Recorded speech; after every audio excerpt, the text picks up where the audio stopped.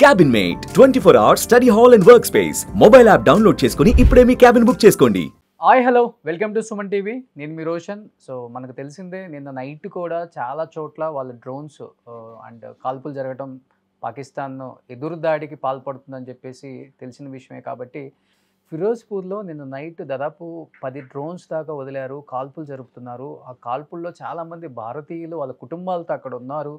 And కొంతమంది అయితే families ప్రెగ్నెంట్తో కూడా ఉన్నారు. అండ్ అక్కడి నుంచి వాళ్ళని తరలించాలని ప్రయత్నిస్తున్నప్పటికి కూడా కుదరలేదు. కాబట్టి ఇవాళ ఒక స్పెషల్ ట్రైన్తో ఢిల్లీ దాకా పంపించి అక్కడి నుంచి వాళ్ళ ప్రదేశాలకు పంపాలని చెప్పి కూడా ఆర్మీ ప్లాన్ చేస్తుంది.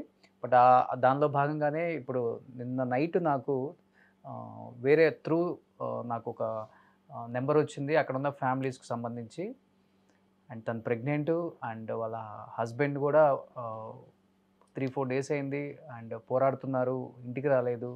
మిగతా వాళ్ళు కూడా తెలుగు వాళ్ళందరూ కూడా అక్కడే ఉన్నారు. కాబట్టి దానిలో సుకన్య అని ఒక తెలుగు అమ్మాయి, కడప అమ్మాయి ప్రజెంట్ మనతో మాట్లాడటానికి అక్కడ జరిగిన సిచ్యువేషన్ ఏంటి, ఎలా ఉంది అసలుకి పరిస్థితిలో ఒకసారి ఆమెతో మాట్లాడి తెలుసుకుందాం. హలో సుకన్య, ఎలా ఉన్నారు? అంతా సేఫ్గా ఉందా ఫిరోజ్పూర్లో? నిన్న అసలు ఏమైంది? బాంబ్ అటాక్స్ నైట్ 8:30కి అనుకుంటా అటాక్ స్టార్ట్ అయిపోయింది. 10 వరకు కంటిన్యూగా ఇటు సైడ్ మన ఆర్మీ వాళ్ళు ప్లస్ అటు సైడ్ వాళ్ళు డ్రోన్స్ వాళ్ళు వేయడము, దాన్ని మన వాళ్ళు అటాక్ చేయడము. జెంట్స్ వాళ్ళు బార్డర్ ఏరియాలో డ్యూటీ చేయడానికి వెళ్ళిపోయారనమాట. ఓకే, ఏదైనా ప్రాణ నష్టం జరిగిందా? ఎవరైనా మీకు తెలిసిన కొలీగ్స్ ఎవరైనా కానీ? ముందే ప్రోటోకాల్స్ వచ్చాయి ఎలా ఉండాలి సేఫ్ గా అని చెప్పేసి మేము అవన్నీ ఫాలో అవుతూ జాగ్రత్తగా ఉన్నాము. అమ్మా మీది వీడియో బ్రేక్ అవుతుంది, అక్కడ సిగ్నల్స్ సరిగా లేవనుకుంటా. కాదమ్మా, ఇప్పుడు ఫిరోజ్పూర్లో ఎన్ని రోజుల నుంచి జరుగుతున్నాయి మీకు ఈ కాల్పులు కావచ్చు, మిసైల్స్ వాళ్ళు పాక్ వాళ్ళు వదలటం కావచ్చు, లేకపోతే యుద్ధం చేయటానికి ఫిరోజ్పూర్లోకి కూడా ఎంటర్ అయ్యారా, లేకపోతే ఓన్లీ మిసైల్స్ వదలటం లేకపోతే కాల్పులు జరగటం మాత్రమే జరుగుతుందా? మొన్న ఫస్ట్ అటాక్ జమ్మూ సైడ్ జరిగింది, తర్వాత రాజస్థాన్ మీద జరిగింది. బట్ నిన్న నైట్ మాత్రం ఎగ్జాక్ట్ గా మేము ఉన్న చోట ఫిరోజ్పూర్ ఏదైతే బార్డర్ ఏరియాలో ఉందో పంజాబ్ సైడ్ ఇప్పుడు మిడిల్ పార్ట్ మొత్తం అటాక్ చేయడం స్టార్ట్ చేశారనమాట వాళ్ళు. ఓకే,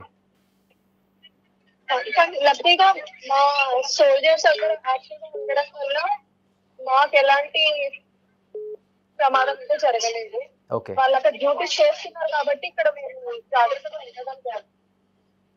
ఓకే, ఆల్రెడీ విన్నాం మన తెలుగు జవాన్ కూడా ఒక అతను కాల్పుల్లో చనిపోయారు. అలాంటిది ఏమైనా మనం వినాల్సి వస్తుంది, ఏమైనా భయంగా ఉంది? మన వాళ్ళు అక్కడ ఏదైనా ప్రాణ నష్టం జరిగిందా? తెలుగు వాళ్ళకి కావచ్చు, ఫ్యామిలీస్కి కావచ్చు, లేకపోతే ఆర్మీ జవాన్స్కి కావచ్చు? అంతా యాక్చువల్ గా అయితే మా హస్బెండ్స్ ఎవరు ఇక్కడ మా దగ్గర లేరు.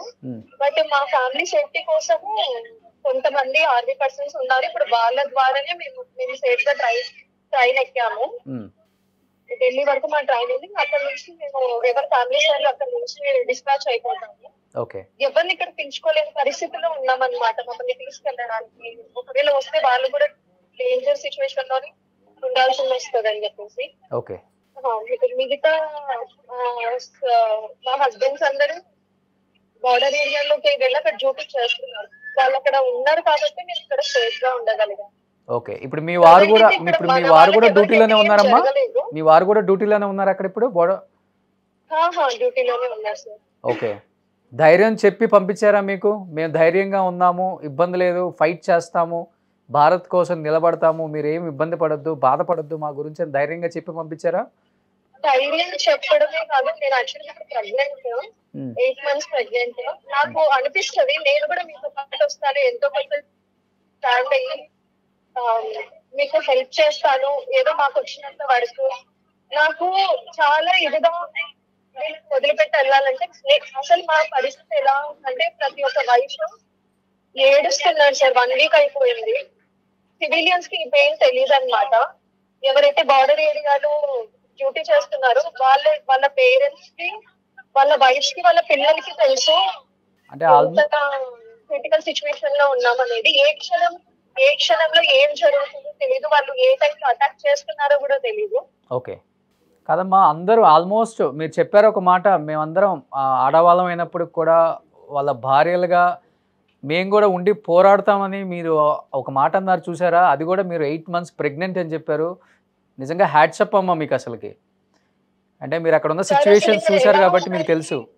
అటాక్ జరుగుతున్న సిచ్యువేషన్ చూస్తుంటే అసలు మాకు మా పిల్లలు ఉన్నారు కాబట్టి మేము ఇంటికి వెళ్ళాలనుకుంటున్నాము సేఫ్ గా. మా హస్బెండ్స్ కూడా మేము సేఫ్ గా ఇంటికి వెళ్ళిపోతే వాళ్ళు అక్కడ పీస్ఫుల్ గా వర్క్ చేసుకోగలుగుతారు, ఫ్యామిలీ మీద భయం లేకుండా ఉంటదని చెప్పేసి మమ్మల్ని అందరినీ డిస్పాచ్ చేసేసారనమాట. ఓకే.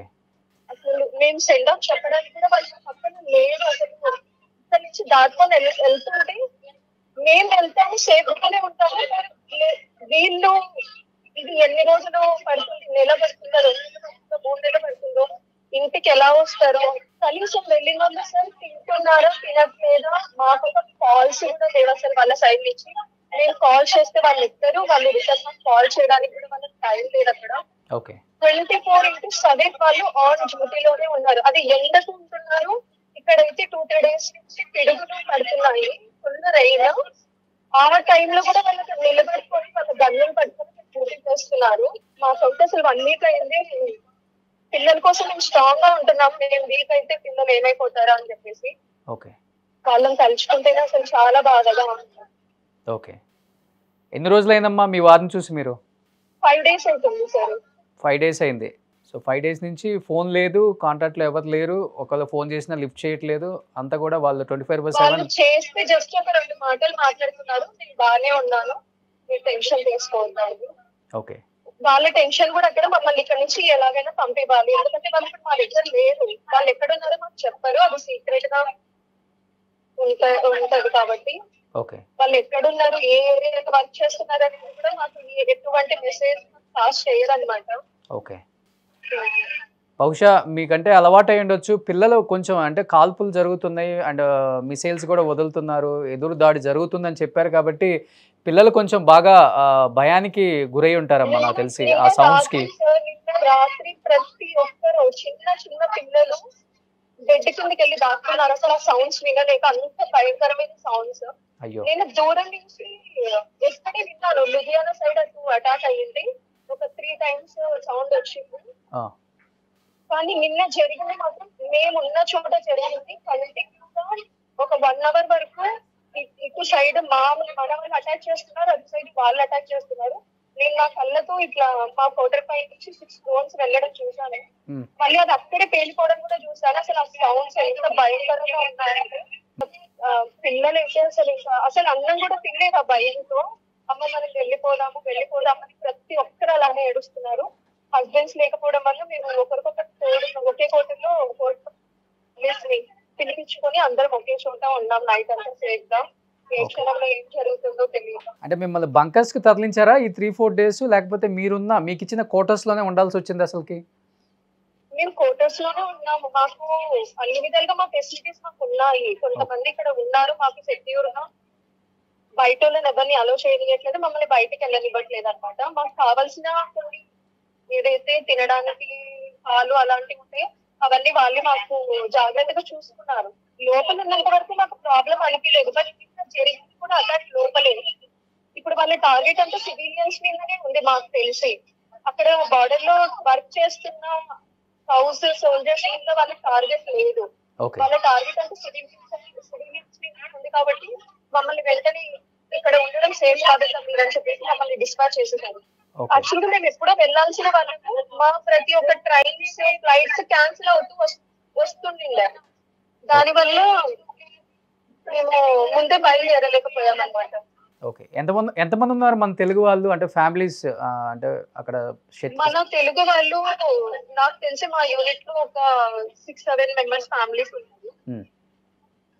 మేమందరం ఇప్పుడు ఒకే ట్రైన్ లో ఉన్నాము, వేరు సీట్లలో ఉన్నాము ప్రెసెంట్. ఓకే. అందరం బయలుదేరుతున్నాము. సో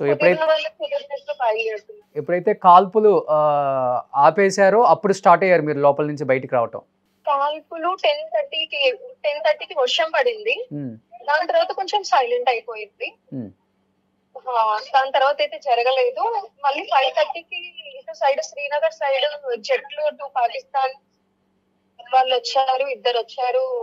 మరి సోల్జర్స్ వాళ్ళు టెర్రరిస్ట్ తెలియదు. ఆ న్యూస్ విన్నాను అనమాట. సో కాల్పులు అయితే వాళ్ళు జరపడం అయితే నైట్ స్టార్ట్ చేస్తే మార్నింగ్ దాకా ఏదో ఒక విధంగా కాల్పులు అయితే చేస్తూనే ఉన్నారు. పాకిస్తాన్ వాళ్ళు ఏమాత్రం వాళ్ళ టార్గెట్ నైటే సార్, ఆ. వాళ్ళ టార్గెట్ నైటే. సో ఇక్కడ మా యూనిట్, మా ఫ్యామిలీ మెంబర్స్ ఒక 60-70 మెంబర్స్ ఉంటారు. అందరికి మేము స్టేటస్ పెట్టి అప్డేట్ పెడుతున్నాం అనమాట. పొరపాటున కూడా ఏ లైట్స్ ఆన్ చేయొద్దండి, బయట బాల్కనీ లైట్స్, ఇంటి లైట్స్, మొబైల్ టార్చ్ లైట్స్ ఏవి, ఓకే అది సేఫ్ కాదని చెప్పేసి కొంచెం మా ప్రోటోకాల్స్ మాకు ఉన్నాయి. మేము అవన్నీ ఫాలో చేసుకుంటూ కేర్ఫుల్ గా ఉన్నాము. లైట్స్ ఎక్కడైతే ఉన్నాయో డ్రోన్స్ ఎగ్జాక్ట్ గా వచ్చి అక్కడే పడుతున్నాయి. ఓ నిన్న జరిగిన ఇన్సిడెంట్ లో నాకు అర్థమైంది ఇదే. అందుకే అనిపిస్తుంది మాకు ఇదంతా ఒక 10 days ముందు ప్రాక్టీస్ చేయించారు అనమాట.